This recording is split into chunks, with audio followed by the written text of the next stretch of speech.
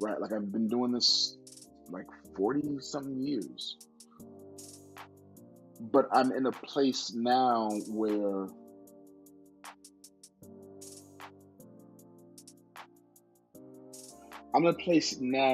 acting, and I guess I go through phases, but I'm in a place now where acting, the craft, excites me as much as it did when I was 9 years. The tragic puzzle of Malcolm Jamal Warner, a star lost, a widow's silence. In questions no one wants to ask, let's be honest, Malcolm Jamal Warner's untimely death didn't just sting, it stunned. For fans, it was a gut punch. For Hollywood, a shockwave. But as the world mourned the beloved actor, darker curiosity began to creep in beneath the surface of collective grief. Could the woman he loved most, his widow, be holding the key to something far more disturbing? What was supposed to be a peaceful family vacation along Costa Rica's Caribbean coastline spiraled into a mystery that refuses to rest. A man who had navigated the chaos of fame for decades, keeping his personal life untouched by scandal, was suddenly gone. And instead of closure, we were left with cracks in the story, cracks in the timeline, and cracks in the calm face of a grieving wife. The incident unfolded on a Sunday. Warner was with his family in a small coastal town called Coquelles, nestled in the Limon province. Locals say he was swimming at Playa Grande near Cahuta Place, known for its wild natural beauty and its dangerous currents. I've been to Costa Rica myself. I remember the raw power of the water there. It's no joke, but it's felt different. Imagine it. Warner enjoying the sun-drenched afternoon, laughing with his wife and daughter, rare, intimate family time for a man so often in the public eye.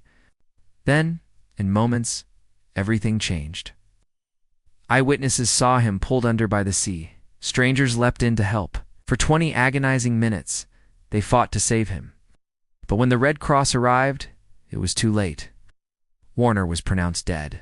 At the scene, as tributes began flooding in, Anthony Mackie, describing him as a beautiful soul.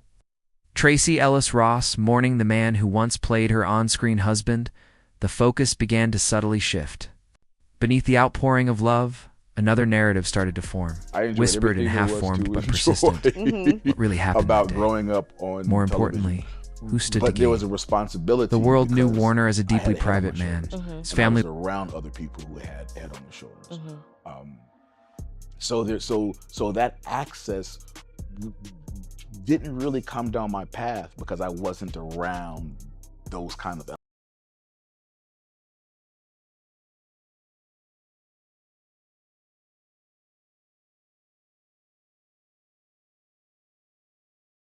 was off limits. No photos of his daughter, no red carpet appearances with his wife. In fact, he never even shared her name. He didn't just avoid tabloids, he outsmarted them, building a life that was nearly invisible outside of his art. But now, that very invisibility is fueling speculation, because as soon as he died, his widow stepped into the spotlight, not emotionally, but legally and financially. She became the sole steward of his estate. Every contract, every royalty, every creative asset, under her control. Was this the natural order of grief and legacy, or something premeditated? Whispers are growing louder. Those close to Warner suggest he had quietly amassed more wealth than the public realized: offshore holdings, joint ventures hidden behind LLCs, residuals from old sitcoms, level of responsibility. and even silent partnerships with industry giants dating back to his 90s directorial work. But Deals there's so private, they never also even touched the public record. And now, there is every penny, every trace of newfound that hidden empire freedom leads to her. that I, At his memorial, that guests I'm noticed having something with odd. my craft. She wasn't falling Right? apart. I've been doing this She wasn't broken. 40 She was composed, calm.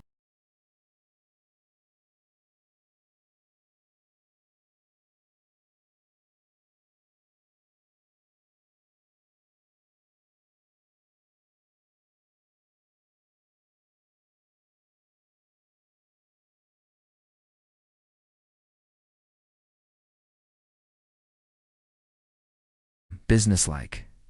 Maybe it was shock, or maybe it was something else. One attendee reportedly muttered, "She looked like she was managing more than grief." But here's the kicker. Most of Warner's colleagues never met her. Some didn't even know what she looked like. She was always there, yes, but just on the periphery, watching, leaving early, saying little. A mystery even to those closest to him now. That mystery holds the reins, and then there's the alleged missing podcast episode, Warner's podcast. Not all Hood had been gaining steam. It was raw, unfiltered, and real. He talked about identity, exploitation, and the industry's hidden mechanisms. But insiders say there was one episode that never aired one, where Warner went deeper than ever. He allegedly spoke about shadow. Players in the entertainment world, money flowing through untraceable pipelines, deals that were meant to stay buried. Then, silence.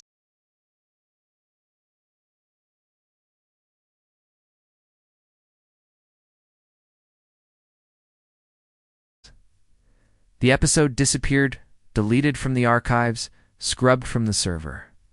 Even the backup files you as I remind myself that no matter what team members who worked on the show had always no a reason to just a hole where if you just take a minute to stop and then take stock, the trip, the beach, you can the find current, the end. One reason to smile. Coincidence? And if for some reason you you can't find a reason to but smile, here's what we do know. Then Warner's will was that's probably the reportedly best time updated just to weeks be before his death. the reason for somebody. If true, it may hold answers about what he knew, who he trusted, and why his widow now controls a fortune that may be far more complex than simple sitcom residuals. So the questions linger. Was this just a heartbreaking accident, or the final act of a much larger story? One built on secrecy, legacy, and a silence that speaks volumes? Because in the absence of answers, conspiracy rushes in. And maybe just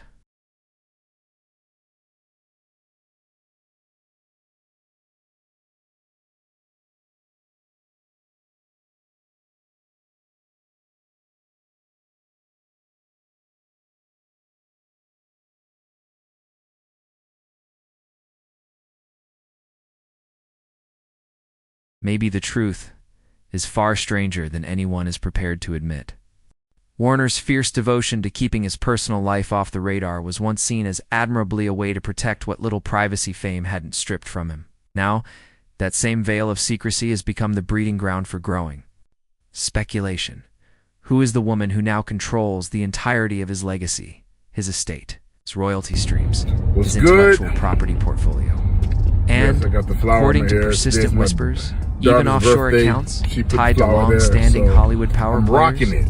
What? Her silence is deafening and it's a beautiful day here in Atlanta. I just want to public shout out and just spread some love. While Warner's colleagues fondly recall his warmth, You know, life his quiet life is out here life, brilliance, right? and his For dedication me and to the for craft. everybody else. Federal investigators reportedly have their attention focused somewhere far more intimate. His widow. Not a distant associate, not a hanger-on from his early fame, but the person he built a life with behind closed doors. The phrase "the widow's secret fortune" has taken on a life of its own in online circles. It may sound like the title of a daytime soap, but those in the know say it's no cheap fiction. Multiple sources close to the family claim Warner had quietly established financial outposts in unexpected locations far beyond Hollywood or Wall Street. These weren't standard investment portfolios. These were joint ventures involving indie record labels, shadow producers, and even legendary figures. They mentioned that they do typically patrol the area because of how crazy the currents and the water gets in that area. But that Sunday specifically, they did not patrol the area. But they have put out people and different officials in the area and other surrounding areas, and they upped their warnings following this. But they did send a rest in peace, and who, despite their faded public presence, words, still hold real sway behind the scenes. None of these dealings were ever public. They were the type of arrangements buried deep beneath layers of corporate shells, NDA-covered contracts, and offshore entities that rarely see the light of day. And with Warner gone, every ounce of control, every incoming royalty check, every lucrative agreement now flows through her hands. To most, it appears like standard procedure a bereaved spouse stepping into her rightful inheritance. But to those watching closely, the speed, secrecy, sheer size of what's at stake tell a more complex story. Was Warner's wealth the result of his decades in the spotlight, his acting, his music, his directing gigs? Or was there something deeper at play? Something woven through the back alleys of the industry, where money moves quietly and loyalty is more valuable than truth. Insiders suggest that in the late 1990s,